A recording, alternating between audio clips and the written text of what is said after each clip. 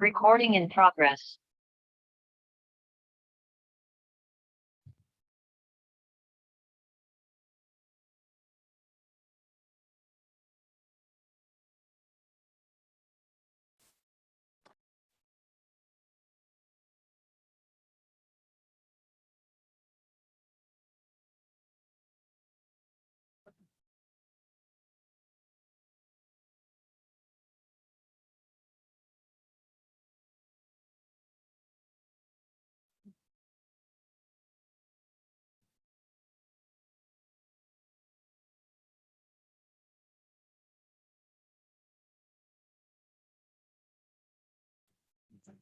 Okay देखो, आज का अपना टॉपिक है स्प्रिंग फोर्स और conservation of energy principal.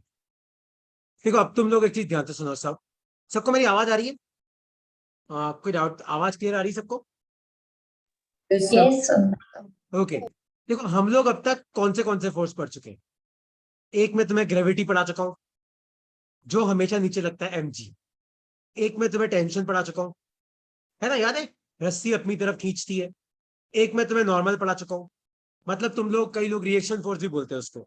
Normal या फिर रिएक्शन फोर्स एक ही बात होती है। फिर एक में तुम्हें फ्रिक्शन भी पढ़ा चुका हूं, याद है? आज हम लोग एक और फोर्स पढ़ेंगे, वो है स्प्रिंग फोर्स। तो देखो, तुम सब ने स्प्रिंग के बारे में सुना तो होगा। तो स्प्रिंग दिखने में कैसी होती है? ऐसी होती है स्प्रिंग। सबने देखी है स्प्रिंग, इस तरीके की होती है स्प्रिंग। तो देखो, होता क्या है, जब भी हम लोग स्प्रिंग को कंप्रेस करते हैं, जब भी हम लोग क्या करते हैं, स्प्रिंग को कंप्रेस करते हैं या स्प्रिंग को एक्सटेंड करते हैं। कंप्रेस करो या स्प्रिंग को एक्सटेंड करो, मतलब स्प्रिंग को कंप्रेस करो या स्प्रिंग को एक्सटेंड करो। तो स्प्रिंग क्या लगाती है? स्प्रिंग अपने पे फोर्स लगाती है। स्प्रिंग क्या करती है? जैसे मान लो कि कोई स्प्रिंग है, जैसे तो अगर तुम्हारे घर में मान लो कि स्प्रिंग हो, तुम्हें एक काम करना, तुम स्प्रिंग को कंप्रेस करने की कोशिश करना, तो तुम्हें लगेगा कि स्प्रिंग तुम पे धक्का मार रही है। तो अगर तुम मान लो स्प्रिंग को कंप्रेस करोगे, मतलब स्प्रिंग की लेंथ कम करने की कोशिश करोगे, तो तुम्हें लगेगा कि स्प्रिंग तुम्हें क्या कर रही है? पुश कर रही है, तुम्हें क्या कर रही है? धक्का मार रही है। यही अगर मान लो कि कोई स्प्रिंग है, मान लो ये स्प्रिंग की नेचुरल लेंथ है। नेचुरल लेंथ मतलब एल। मान लो तुम्हें एल दे रखी है, नेचुरल लेंथ। नेचुरल लेंथ का मतलब है नो एक्सटेंशन और कंप्रेशन। तो नेचुरल लेंथ का मतलब है भैया कि ना तो आपने स्प्रिंग को खींच रखा है, ना कंप्रेस कर रखा है। तो अगर मान लो आप स्प्रिंग को खींचो, उसकी लेंथ बढ़ाओ, तो स्प्रिंग क्या करेगी? आपको पुल करेगी। क्या करेगी? आपको पुल करेगी। तो अगर आप स्प्रिंग को कंप्रेस करते हो तो स्प्रिंग पुश करती है। अगर आप स्प्रिंग को एक्सटेंड करते हो तो स्प्रिंग क्या करती है? पुल करती है। किसी को इसमें तो कोई डाउट नहीं है? अगर आप स्प्रिंग को कंप्रेस करते हो तो स्प्रिंग आपको पुश करती है, धक्का मारती है। यही अगर आप स्प्रिंग को एक्सटेंड करते हो तो वो क्या करती है? आपको पुल करती है। कोई डाउट तो नहीं है? तो एक बार ये दोनों पॉइंट लिख लो अपनी कॉपी में, और ये लिख लो कि नेचुरल लेंथ का मतलब क्या होता है। तो नेचुरल लेंथ का मतलब होता है नो एक्सटेंशन और कंप्रेशन। तो नेचुरल लेंथ मतलब, देखो, हर स्प्रिंग की अपनी एक नेचुरल लेंथ होती है। कि जैसे मान लो कोई स्प्रिंग है, उसकी नेचुरल लेंथ 10 सेंटीमीटर है। नेचुरल लेंथ का मतलब है ना तो आपने स्प्रिंग को कंप्रेस कर रखा है, ना आपने उसको एक्सटेंड कर रखा है। मान लो कोई स्प्रिंग ऐसे, तो अगर आप कंप्रेस करोगे तो लेंथ घटेगी, और एक्सटेंड करोगे तो लेंथ बढ़ेगी। कंप्रेस करोगे तो स्प्रिंग क्या करेगी? आपको पुश करेगी। एक्सटेंड करोगे तो स्प्रिंग क्या करेगी? आपको पुल करेगी। आया समझ में कि नहीं समझ में आया? लिख लो इसको अपनी कॉपी में।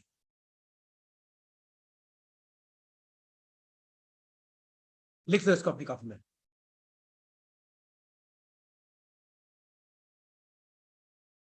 तो स्प्रिंग को कंप्रेस करोगे तो पुश, एक्सटेंड करोगे तो पुल। तो देखो अब स्प्रिंग कितना फोर्स लगाती है। Spring force. तो देखो, अगर मान लो कोई स्प्रिंग है, मान लो आपको उसकी नेचुरल लेंथ दे रखी है एल। एल क्या दे रखी है? Natural length. अगर मान लो आप स्प्रिंग को खींचते हो और आप इसकी लेंथ कर देते हो एल प्लस एक्स, तो मतलब आपने इसकी लेंथ कितनी बढ़ा दी? एक्स। तो देखो, जितना आप स्प्रिंग की लेंथ बढ़ाओगे ना, मतलब जितना आप स्प्रिंग को खींचोगे, स्प्रिंग उतना ज्यादा फोर्स लगाती है, तो force will be proportional to x. X का मतलब होता है एक्सटेंशन और कंप्रेशन। तो जितना ज्यादा तुम स्प्रिंग को खींचोगे या जितना ज्यादा तुम स्प्रिंग को कंप्रेस करोगे, स्प्रिंग उतना ज्यादा फोर्स लगाती है। और इस प्रपोर्शन को रिप्लेस करते हुए कांस्टेंट के से, तो फोर्स का फॉर्मूला आता है के एक्स। लेकिन ध्यान से सुनना, अगर आप स्प्रिंग की लेंथ बढ़ाओगे तो स्प्रिंग आपको पुल करती है। मतलब अगर एक्स उधर की तरफ है तो फोर्स पीछे की तरफ आता है, इसलिए हम क्या लगाते हैं, माइनस के एक्स। तो यहां पे एफ एस का मतलब है स्प्रिंग फोर्स, के का मतलब होता है स्प्रिंग कांस्टेंट, और एक्स आपको पता ही है एक्सटेंशन और कंप्रेशन, और माइनस क्या बताता है, डायरेक्शन। मतलब अगर तुम स्प्रिंग को खींचोगे तो वो पुल करेगी, कंप्रेस करोगे तो पुश करेगी, बस ये माइनस का मतलब है। तो अगर तुम्हें वैसी डायरेक्शन पता है तो तुम्हें माइनस लगाने की जरूरत नहीं है। लेकिन हाँ, फोर्स लिखने का तरीका होता है ये। तो लिख लो अपनी कॉपी में, लिख लो। तो कोई भी स्प्रिंग कितना फोर्स लगाती है वो दो चीजों पर डिपेंड करता है, स्प्रिंग कांस्टेंट के पे और एक्स मतलब कंप्रेशन एक्सटेंशन पे।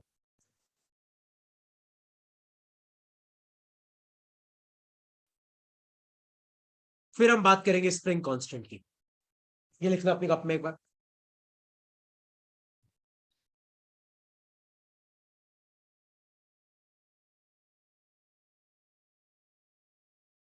ये लिख लो अपनी कॉपी में एक बार।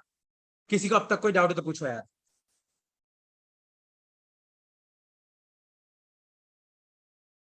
कोई डाउट है किसी को? तो देखो, अपन बात करते हैं स्प्रिंग कांस्टेंट की। तो किस पे डिपेंड करता है ये? Depends on type of material and dimensions. ठीक है, और के की यूनिट क्या होती है? देखो, स्प्रिंग फोर्स का फॉर्मूला क्या आया, माइनस के एक्स। तो फोर्स की न्यूटन माइनस की तो कुछ नहीं होती है, के की निकालनी है एक्स की मीटर। तो के की ऐसा यूनिट कितनी आ गई, न्यूटन अपॉन मीटर। तो ये के की ऐसा यूनिट है, न्यूटन अपॉन मीटर।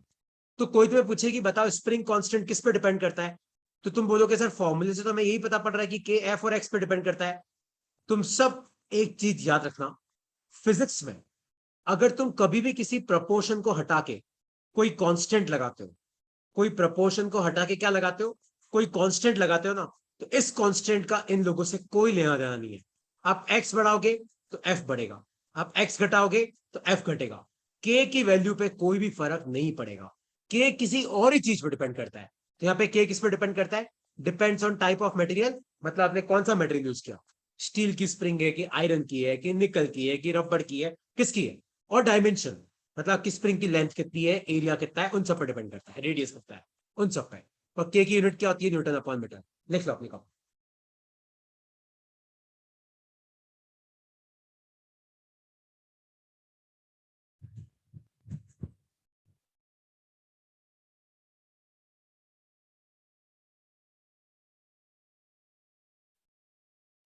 लिख लिया?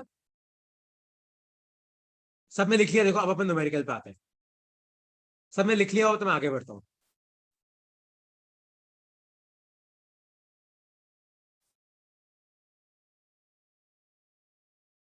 ओके, तो एक क्वेश्चन लिखो अपनी कॉपी में सब। Solve a spring constant 10 newton per metre has natural length of 20 centimetre. If the spring is extended such that length becomes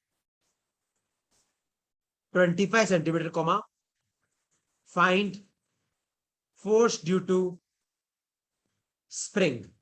तो आपके पास चार ऑप्शन है, ए, बी, सी और डी। चार ऑप्शन आपके पास। सॉल्व करो, क्या आएगा इसका आंसर?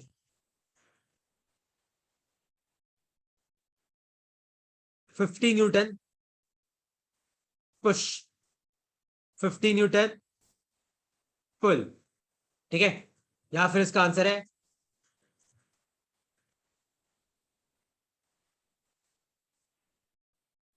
0.5 न्यूटन पुश, 0.5 न्यूटन पुल, या फिर ई है none.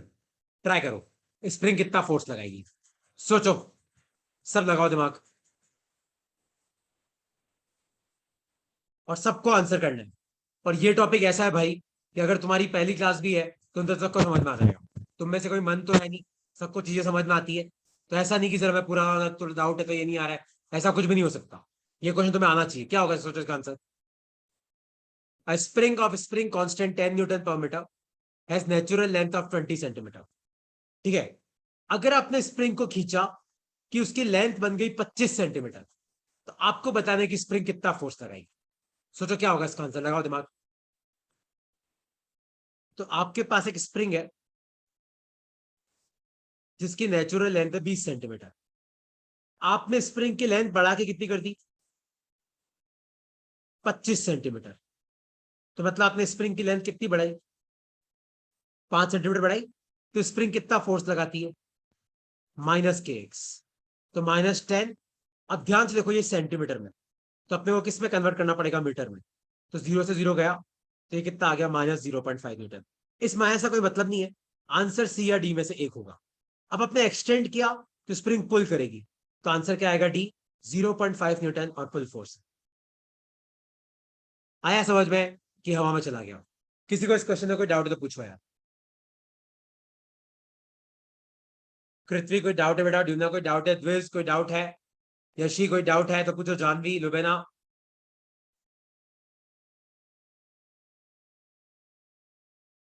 No, sir.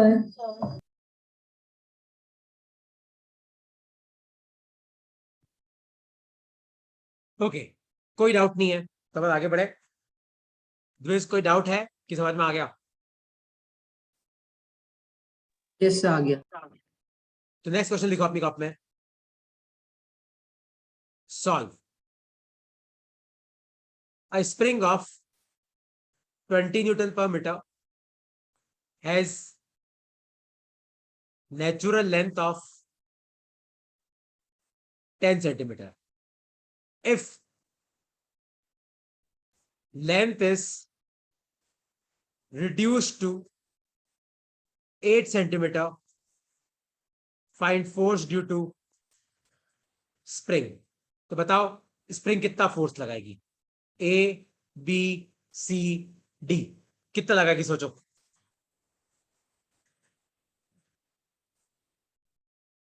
Four Newton push, 4 Newton पुल, 160 न्यूटन पुश, या 0.4 न्यूटन पुश, या ई है नन। सोचो क्या होगा इसका आंसर। लगाओ यार, सब लोग दिमाग लगाओ, सबके हाथ में पेन है, सबके सर में दिमाग है, करो, ट्राई करो यार। सोचो क्या होगा इसका आंसर।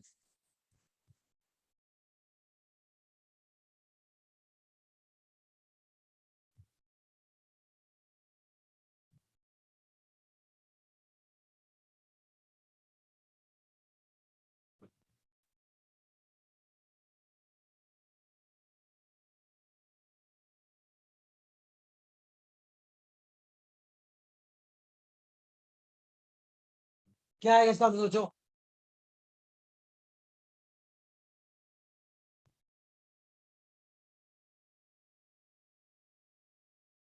तो 20 का है, 10 से 8 कर दिया, तो x 2 सेंटीमीटर,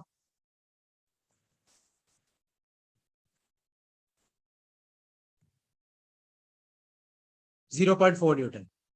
और पुश कंप्रेस करोगे तो क्या करेगा, पुश ही तो करेगा, और क्या करेगा, सोचो। आया तुम सबको समझ में कि नहीं समझ में आया, कैसे करते हैं क्वेश्चंस। द्विज कोई डाउट है बेटा, लुबेना कोई डाउट है तो पूछो। सर खाली एक्स वाला समझ नहीं आया। देख, एक्स का मतलब होता है तुमने कितना कंप्रेस किया, कितना एक्सटेंड किया। देख, स्प्रिंग की नेचुरल लेंथ 10 सेंटीमीटर थी, और मैंने बोला कि if length is reduce to 8, अपन ने लेंथ 8 कर दी, तो तू मुझे बता कितना कंप्रेस किया? 2 ही कंप्रेस किया। Yes sir. बस एक्स से 2 पुट कर दिया, पर वो सेंटीमीटर में था, अपने को मीटर में कन्वर्ट करना। Okay sir. ठीक है, अच्छा आई होप सो कि तुम सबको समझ में आ गया हो। तो ये आपका स्प्रिंग फोर्स है, जिसे मान लो अपन से क्वेश्चन सॉल्व कर देते हैं। सॉल्व। मान लो कि तुम्हारे पास ये एक पुली है यहां पे, और मान लो कि यहां पे दीवार है, यहां पे एक मास है m1, और यहां पे एक स्प्रिंग है जिसका स्प्रिंग कांस्टेंट है k, और नीचे एक मास है m2। ठीक है, मान लो इस रस्सी में टेंशन T1 है, यहां पे T2 है, यहां पे T2 है, और ये स्प्रिंग सीधा आपकी मास से कनेक्टेड है यहां पर। ठीक है, क्योंकि ये रस्सी सेम है, यहां से ले गया पूरी T2 में। तो क्वेश्चन है फाइंड T1, नहीं द्वेष, T1 T2 x। तो आपको बताना है कि T1 कितना होगा, T2 कितना होगा, और x कितना होगा। क्या बताना है आपको? T1 कितना होगा, T2 कितना होगा, और x कितना होगा।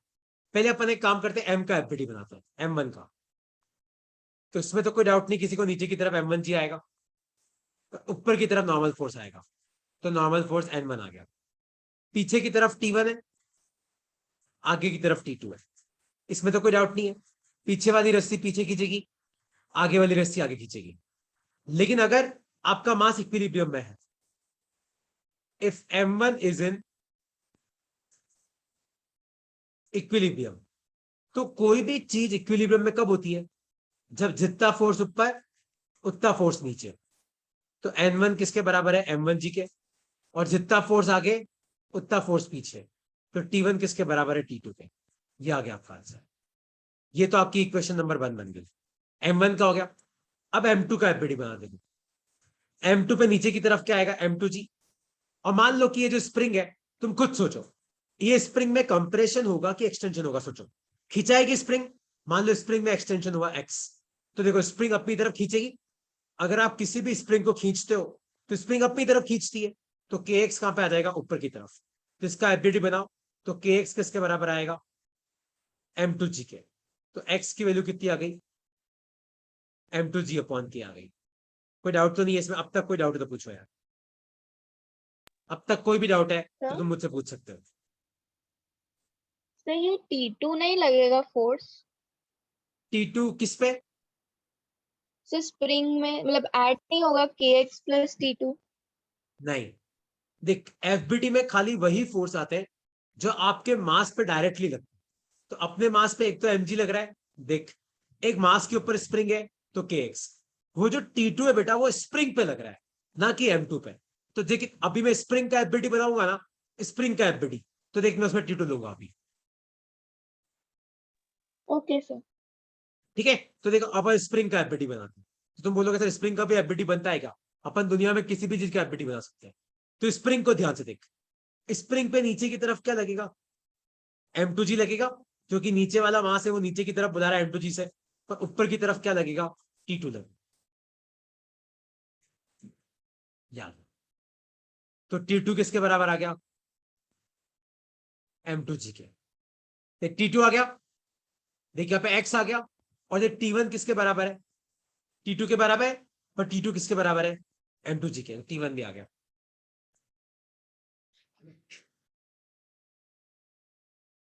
आया तुम्हें समझ में कि नहीं समझ में आया? किसी को इस क्वेश्चन में कोई डाउट है तो पूछो यार। किसी भी एफबीडी में कोई डाउट है तो तुम पूछ सकते हो, क्योंकि अब तुम 5 फोर्स पढ़ चुके हो, तो एफबीडी में पांचों में कुछ भी हो सकता है। तो इसमें कोई डाउट है तो पूछो।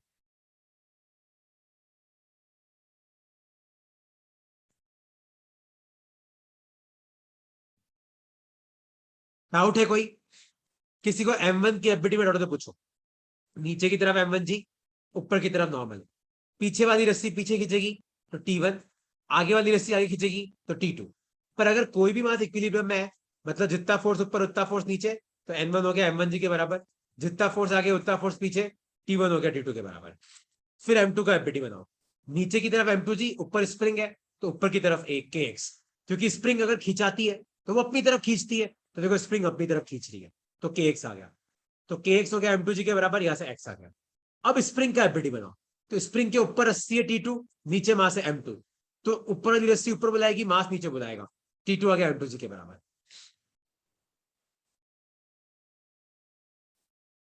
डाउट तो नहीं है कोई कि डाउट है?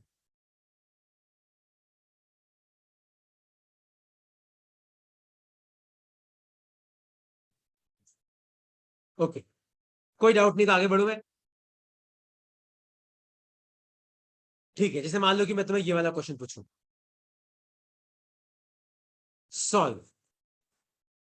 मान लो कि ये एक दीवार है और यहां पे एक स्प्रिंग है जिसका स्प्रिंग कांस्टेंट है K1। मान लो यहां पे एक मास है और नीचे आपके पास एक और स्प्रिंग है जिसका स्प्रिंग कांस्टेंट है K2। अगर मैंने सिस्टम को रिलीज किया तो इफ सिस्टम इज रिलीज्ड, तो हुआ क्या, देखो अभी ऊपर वाला भी नेचुरल लेंथ पे है और अभी नीचे वाला भी नेचुरल लेंथ पे है, मतलब ना तो इस ऊपर वाली स्प्रिंग में कोई कंप्रेशन है, ना एक्सपेंशन है, ना नीचे वाली में। लेकिन जैसे ही मैं सिस्टम को रिलीज करता हूं तो मैं देखता हूं, पता है क्या हुआ, मैं ये देखता हूं कि यार ऊपर वाली स्प्रिंग थोड़ा सा खींचा गई और नीचे वाली स्प्रिंग थोड़ा कंप्रेस हो गई।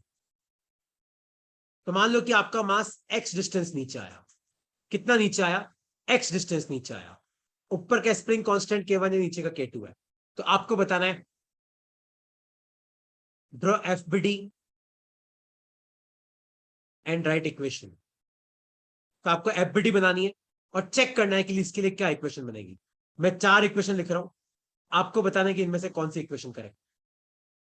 K1x plus mg equal to K2x, K2x plus mg equal to K1x, K1x plus K2x equal to mg, या फिर नन ऑफ दिस। सोचो कैसे करोगे इस क्वेश्चन को। और एक बात तुम ध्यान से सुनना, अगर आपका जो मास है वो x डिस्टेंस नीचे आएगा तो ऊपर वाली स्प्रिंग कितना खींचाएगी, x, और नीचे वाली कितना कंप्रेस होगी, x। सोचो क्या होगा इन चारों में से इसका आंसर। आपको एफबीडी बना के बताना है कि इन चारों में से कौन सा करेक्ट ऑप्शन हो सकता है। लगाओ दिमाग।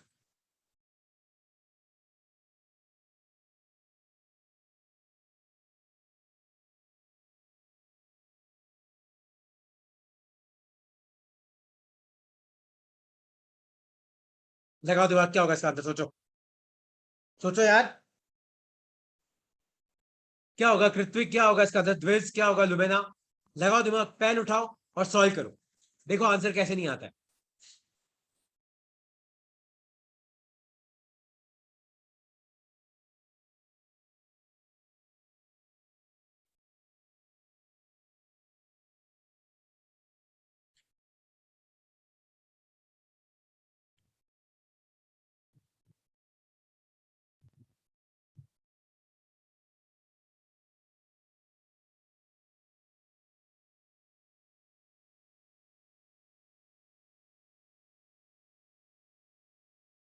क्या होगा सोचो, कैसा होगा इसका एफबीडी, सोचो, डॉट बनाओ सब। सबको एक बात तो पक्का है कि mg नीचे की तरफ होगा, किसी को इसमें तो कोई डाउट नहीं। अब मैं तुम्हें क्या सिखाया, अगर आप किसी स्प्रिंग को एक्सटेंड करते हो तो वो आपको पुल करती है। देखो ऊपर वाली को आपने एक्सटेंड किया तो वो ऊपर की तरफ पुल करेगी, तो K1x कहां पे होगा, ऊपर की तरफ। और नीचे वाली स्प्रिंग को आपने कंप्रेस किया तो वो धक्का मारेगी, तो K2x भी कहां पे होगा, ऊपर की तरफ। तो आपका आंसर क्या आएगा, सी। जितना फोर्स ऊपर उतना फोर्स नीचे। इस तरीके से करना है। कोई डाउट है तो पूछो। देखो शर्माओ मत यार, तुम इस क्लास में आते हो समझने के लिए आते हो, है ना। तुम्हें डाउट है तो पूछो और आंसर दिया करो यार, ताकि मुझे भी पता पड़े तुम्हें समझ में आया कि नहीं आया। डाउट है तो पूछो। सर K2X ऊपर क्यों आया? अच्छा मुझे पता, नीचे वाली स्प्रिंग कंप्रेस हुई कि एक्सटेंड हुई?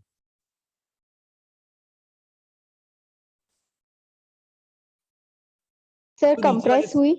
कंप्रेस हुई। तो मुझे पता कि अगर कोई स्प्रिंग है अगर अपन उसको कंप्रेस करते हैं तो वो धक्का मारती है, यस सर। तो नीचे वाली स्प्रिंग धक्का कहाँ पे मारेगी, ऊपर की तरफ ही मारेगी। Okay sir. आया सबको समझ में? और पूछना है तो पूछो यार, पूछो, सर कोई डाउट है तो और। हाँ पूछो। सर अगर इसमें K2 का अगर अपने को FBD बनाना रहेगा तो वो कैसे बनेगा? K2 का एफबीडी, देखिए तो जरा K2 है तो डॉट बना K2 के लिए। K2 का कोई मास तो होगा नहीं। अब यहाँ पे नीचे से K2 पे एक रिएक्शन फोर्स लेगा R। नीचे से जो K2 है ना, K2 से एक रिएक्शन फोर्स ले ले R। Okay sir. और यहाँ पे ऊपर मान ले, यहाँ पे ये जो बीच में पार्ट है ना, मान ले इसमें टेंशन है T। Yes sir. जो पार्ट है ना ऊपर, तो वो T ऊपर ले ले, तो नीचे से R ऊपर की तरफ आएगा यहाँ से। और ये जो पार्ट है, अच्छा एक सेकंड, ये स्प्रिंग के ही पार्ट है ना, ये सीधा मास ही है। एक सेकंड रुकना है ना, इसको अगली साइड में बना दो मैं K2 का एफबीडी। Yes sir. देखो, तो जैसे अपन मान लो कि ये था अपना ऊपर वाला खींचा गया था, ये मास है, और ये अपनी नीचे वाली स्प्रिंग है। ये आपका K1 वाला स्प्रिंग है, ये वाला K2 स्प्रिंग है। तो डॉट बना, तो ये K2 पे जमीन से तो क्या आएगा, रिएक्शन फोर्स। ये तो आ गया रिएक्शन फोर्स। तो ऊपर से ये जो मास है ये इसको कंप्रेस करेगा, तो ऊपर से आ जाएगा तेरा mg। सर फिर प्लस K2S नहीं होगा? नहीं, स्प्रिंग खुद पे फोर्स थोड़ी लगा सकती है यार। एफबीडी में अच्छा वही फोर्स आते हैं जो स्प्रिंग पे लगते हैं। जो स्प्रिंग लगाएगी वो एफबीडी में नहीं आएगा। Okay sir. ओके।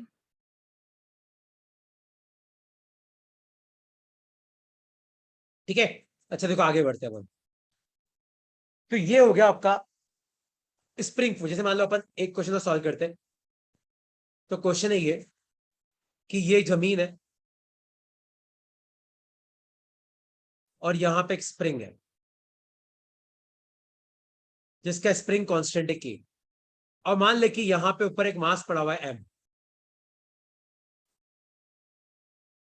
ठीक है, क्वेश्चन है if M is in equilibrium, अगर आपका जो मास है मान लो वो इक्विलिब्रियम में है, comma find compression in spring. तो आपको बताना है कि स्प्रिंग में कितना कंप्रेशन होगा। सोचो कैसे करोगे इसको तुम।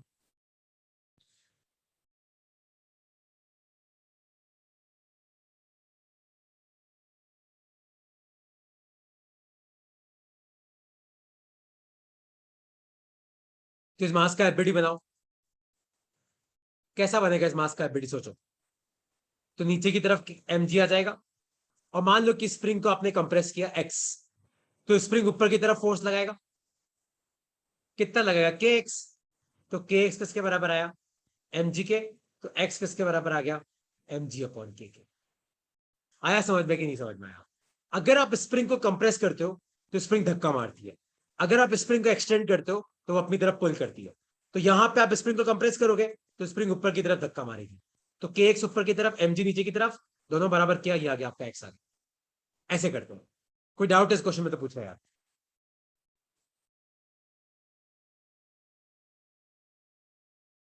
ओके, कोई डाउट नहीं है तो आगे बढ़ू मैं, कि क्लियर हो गया?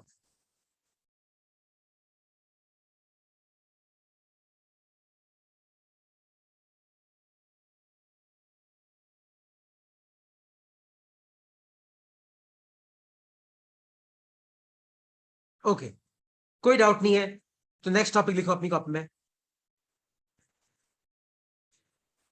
Potential energy stored in spring. किसी भी स्प्रिंग में कितनी पोटेंशियल एनर्जी स्टोर होती है। याद है मैंने तुम्हें परसों एक फॉर्मूला पढ़ाया था, F equal to minus d u by d x, याद है? फोर्स और पोटेंशियल एनर्जी का रिलेशन, अगर तुम्हें याद हो तो। मैंने कहा था 1D अगर हो तो तुम्हें पूरा लिखने की जरूरत नहीं है, खाली D u by d x लिख दो। पर आज मैंने तुम्हें क्या पढ़ाया, स्प्रिंग कितना फोर्स लगाती, माइनस के एक्स। तो F की जगह पुट करो minus k x equal to minus d u by d x. Minus से माइनस गया, डी एक्स को उधर लेके जाओ, तो डी आपका क्या हो जाएगा, के एक्स डी एक्स हो जाएगा। इंटीग्रेट करो, इंटीग्रेट करो, तो खाली डी का इंटीग्रेशन यू होता है, के कॉन्स्टेंट है बाहर निकाल दो, x D x x square by 2 होता है। तो ये आ गया आपका potential energy stored in spring, ये आ गया आपका। तो किसी भी स्प्रिंग में कितनी एनर्जी स्टोर्ड होती है, हाफ के एक्स स्क्वायर। के मतलब स्प्रिंग कांस्टेंट, एक्स का मतलब कितना कंप्रेशन है या कितना एक्सपांशन है। लिख लो अपनी कॉपी।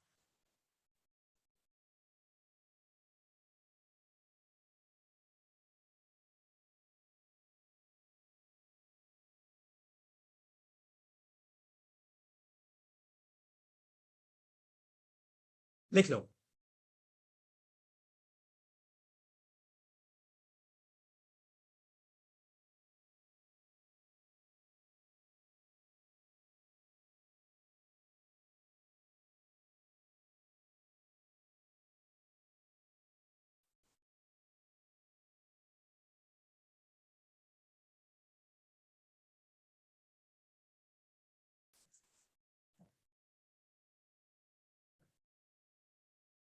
ठीक है, कोई डाउट तो नहीं है। जैसे मान लो एक क्वेश्चन अपन सॉल्व करते हैं।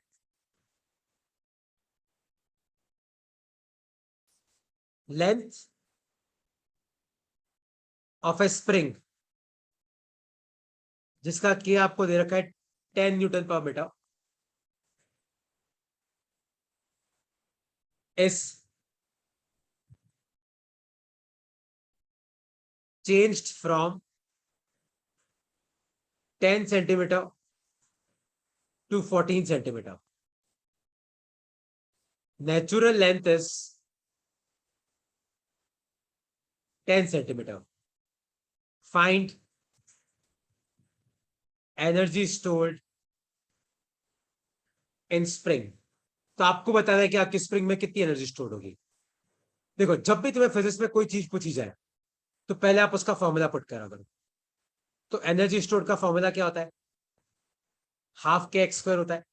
देखो हाफ तो है, के है 10, अब एक्स, तो स्प्रिंग की लेंथ 10 से 14 कर दी, तो आपने कितना एक्सपांड किया, 4, लेकिन वो सेंटीमीटर में, तो मीटर में 4/100 का होल स्क्वायर हो जाएगा, यूनिट आ जाएगी जूल। तो हाफ इंटू 10 इंटू 4 का स्क्वायर 16, इसका 1 2 3 4, तो 0 से 0 चला गया, 2 से आपका 8 चला गया, तो आपका आंसर कितना आया, 0.008 जूल। ये आपका आंसर है। आया समझ में कि नहीं समझ में आया। ये बेसिक क्वेश्चन है जिसमें मैं तुम्हें ये समझाना चाह रहा था कि किसी भी स्प्रिंग में कितनी एनर्जी स्टोर होती है। तो हाफ के एक्स स्क्वायर, के की वैल्यू पुट करो, एक्स की वैल्यू पुट करो, देखो आंसर आ जाएगा तुम्हारा। लिख लो, कोई डाउट है इसमें तो पूछो यार।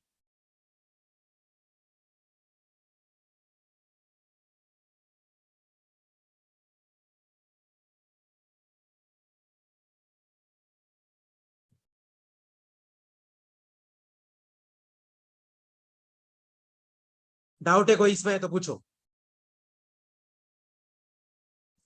ओके, कोई भी डाउट है तो क्लियर कर सकते हो, और डाउट नहीं तो फिर अगला क्वेश्चन तुम्हें सॉल्व करना है। सर इसकी यूनिट क्या है? जूल, एनर्जी है ना।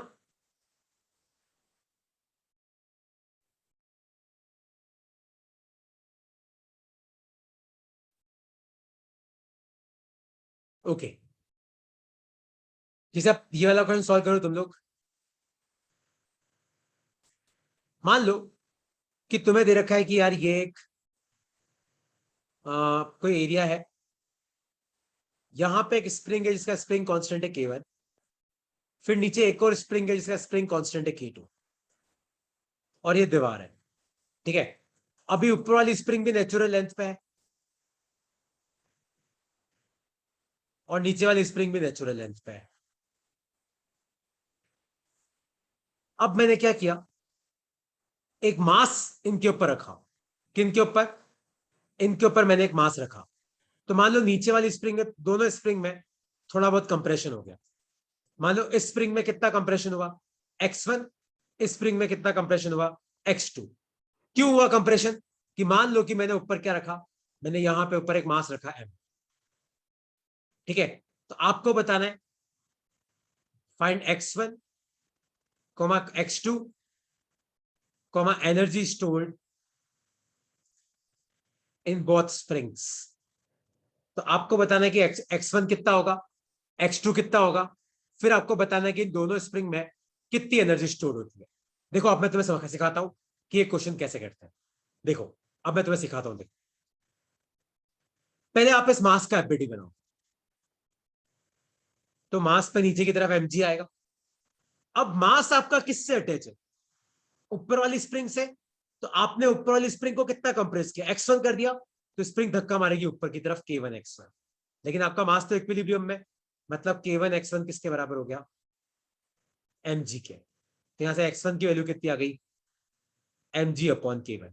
किसी को स्टेप में कोई डाउट हो तो पूछो, कि सर हमें तो इसी स्टेप में डाउट आ गया कि सर आपने m की एफबीडी में k2 क्यों नहीं लिया यार सर, k2 भी तो है नीचे वाली जो धक्का मारेगी। भैया एफबीडी में वही फोर्स आते हैं जो आपके मास पे डायरेक्टली लगते हैं।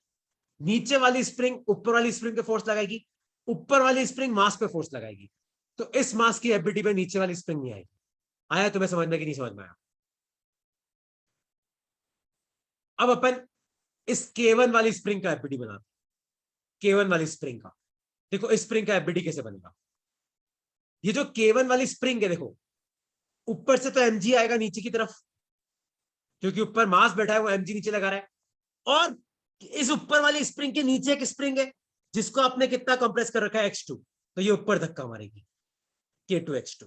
ताकि k2 x2 भी किसके बराबर आया, mg के बराबर आया। तो x2 भी कितना हो गया, x2 हो गया आपका mg अपॉन k2। ध्यान से देखो मैंने ऊपर वाली स्प्रिंग का एफबीडी कैसे बनाया। तो ऊपर वाली स्प्रिंग के ऊपर मास है, तो मास नीचे धक्का लगा रहा है mg। और ये जो ऊपर वाली स्प्रिंग है इसके नीचे देखो एक और स्प्रिंग है जिसको आपने कंप्रेस कर रखा है। तो स्प्रिंग को अगर अपन कंप्रेस करते धक्का मारती है तो ये ऊपर की तरफ धक्का मारेगी, किससे मारेगी, k2 x2 से। तो x1 आ गया, आपका x2 आ गया। पर एनर्जी स्टोर क्या होगी, देखो ऊपर वाली स्प्रिंग में कितनी एनर्जी स्टोर होगी, हाफ k1 x1 स्क्वायर। और नीचे वाली स्प्रिंग में कितनी एनर्जी स्टोर होगी, half k2 x2 square. x1 ये रहा, x2 ये रहा, पुट कर देना। ये आपके चारों आंसर है। किसी को अब इसमें कोई डाउट है तो अनम्यूट करो और आप मुझसे पूछ सकते हो।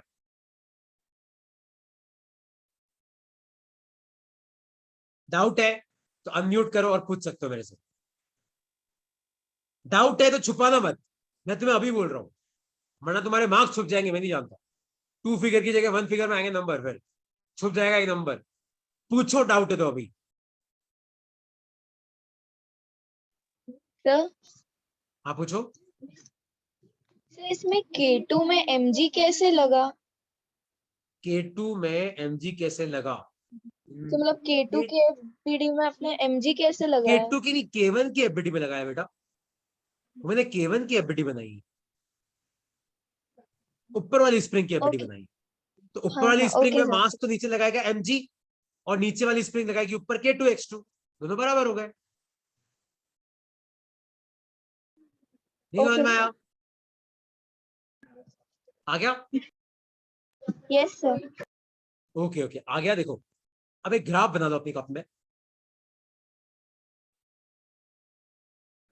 फोर्स वर्सेस डिस्प्लेसमेंट का, एक्स का। तो इसका ग्राफ ऐसा बनता है। इसका जो स्लोप होता है वो होता है -k। और एक पोटेंशियल एनर्जी और एक्स का ग्राफ बना लो, यू का और एक्स का।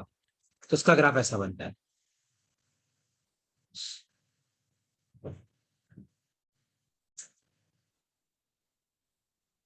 तो किसी को spring force, spring potential energy, इसके न्यूमेरिकल कैसे करते हैं, x1 कैसे निकालते हैं, x2 कैसे निकालते हैं, स्प्रिंग का एफबीडी कैसे बनाते हैं, किसी को इसमें कोई डाउट है तो पूछो। और मैं तुम्हें क्या बोलता हूं हमेशा, फिजिक्स में टॉपिक सिर्फ चालू होता है, टॉपिक खत्म कभी नहीं होता है। कोई भी फिजिक्स में किसी भी टॉपिक में आज तक मास्टरी नहीं कर पाया। अगर कोई भी ऐसा इंसान जो बोलता है कि मेरे को ये टॉपिक पूरा आता है, मतलब वो आदमी भगवान है, क्योंकि उसने वो समझ लिया जो ऊपर वाले ने बनाया। ऐसा पॉसिबल ही नहीं है। टॉपिक चालू होते हैं, खत्म फिजिक्स में टॉपिक नहीं होते, है ना। तो स्प्रिंग चालू हो गया, आप 2 साल झेलो इसको भी, ठीक है। तो शीट भेजूंगा, तुम सबको सॉल्व करनी है। तुम मेरी बात मानोगे तो खुश रहोगे, नहीं मानोगे तो दुखी हो जाओगे। शीट तो तुम्हें करनी ही करनी है, ठीक है। चलो हो गया यार, बाय बाय, सायोनारा, टाटा। Thank you sir.